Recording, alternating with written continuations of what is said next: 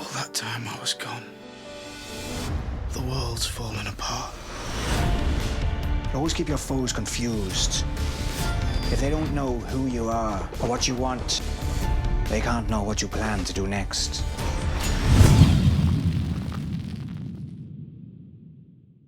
Oi, pessoal, nós estamos aqui no Rio a convite da HBO Latin America para conversar com dois atores de Game of Thrones.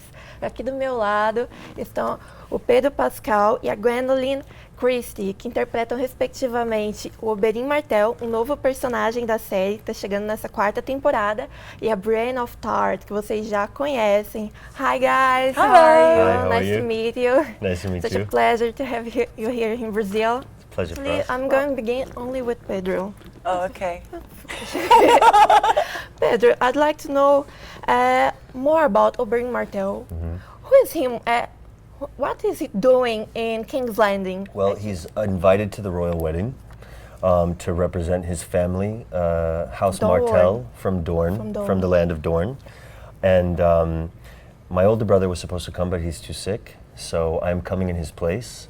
And I think I am seizing the opportunity to seek out my own agenda, which is revenge.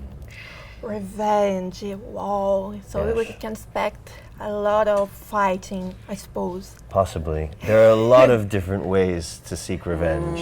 What about you, Gwendoline? What's Brienne doing in King's Landing right now? She delivered Jaime Lannister, but she can't return Sansa and Arya Stark. I think that's the way Brienne feels. What is she doing there? Brienne's strength lies physically and in her strength of moral purpose. And King's Landing is a place of secrets, of intrigue, and where wars are fought with words. And none of this is familiar to Brienne. It's entirely outside her comfort zone. So what we see is yet again poor Brienne thrust into these situations that she's forced to overcome the best she can. And this season, all I can say is that we see combinations of characters and situations you would never ever expect. And what about the next wedding? We're having a wedding of Joffrey and Marjorie right now. Are you excited about it? Is Brienne and Oberyn Martell excited about this party? I think Oberyn goes to weddings all the time. Yeah, wherever there's a party, Yeah. I'll go to the opening of an envelope. Yeah, he's there, he's loose, he's enjoing a drink, Yeah, you know. yeah, exactly. You know, he's relaxing, enjoying himself. Wherever there's people and wine. I think Brienne might feel a little uptight at a wedding. Just a bit uncomfortable. She just kind of want to be polishing her sword. She could or do like feeding her security at the horse. wedding. Yeah, she'd be doing. Amazing. She'd be doing wedding security, you know, and managing. She like on a Westeros walkie-talkie. Yeah. You know, she'd feel more comfortable. Have you with that. seen the ceremony? We can expect a big party. The great thing about Game of Thrones is what you can always rely on is the most phenomenal production values. So I think what we can expect is that when Game of Thrones has an event, a big event, like a wedding, that it would be extraordinary.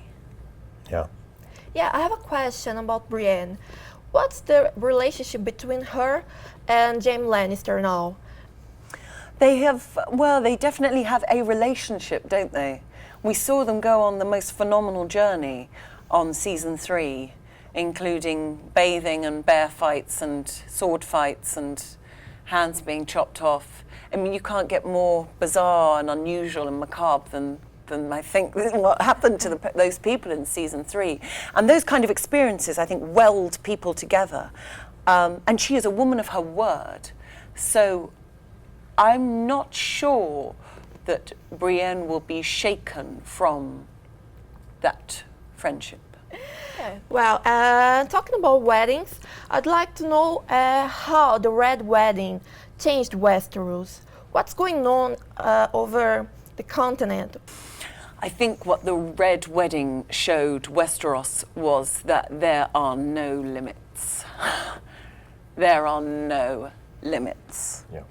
And there are no levels of dignity or respect that people will go to any lengths to achieve what they want. It breaks all the rules in terms of the politics that exist within this made-up world, and it also breaks the rules as a viewing experience of a television show, really, in terms of whether it was in the books and it was an event being honored by the translators of the books, from the books to the screen. They still followed through, and they had the courage read to the books, actually. right? I looked at the books after I got the part, but I hadn't read the books beforehand. No. How do you feel about this red wedding ceremony? When I thought it was traumatizing. I thought it was absolutely horrible and incredible. It was this really odd mixture of being horrified and also really impressed by the courage of doing something like that on a show. That's what everyone's heroes powerful. On so many different levels, and the heroes in a very centerpiece kind of way. All of these horrible things had happened that we didn't think possible, and these were the people that were going to make others answer for it, and then they were taken away. So then from that point on, no one is safe. We as an audience are not safe. In your opinion, what's the most exciting new thing that we have, a new element of this season? Well, it's the first 3 seasons, structurally, there's a slow build and a climax at the end. This season, you cannot expect that. There is explosion after explosion after explosion, and the audience is tossed around with nothing familiar to hang on to. Anything can happen at any time. Really. It is. It's a little crazy. Well, let's see what's going to happen. So thank you very much for being here, and enjoy Brazil, enjoy Rio at least. Thank Thank you. you very much.